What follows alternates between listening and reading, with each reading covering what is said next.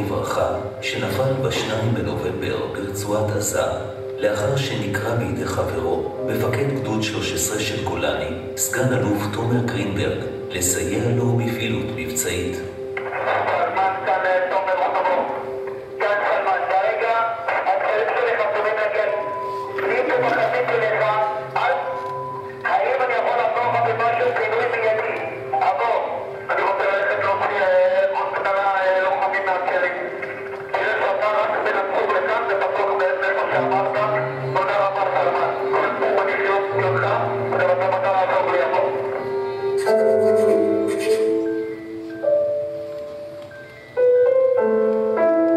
עוד 10 שנים יהיה מג"ד גיבור בגדוד 13 עם לוחמים גיבורים, והוא יקפיץ את הגדוד ביום כיפור ויספר עליכם ויראה תמונות של ההרוגים שלנו.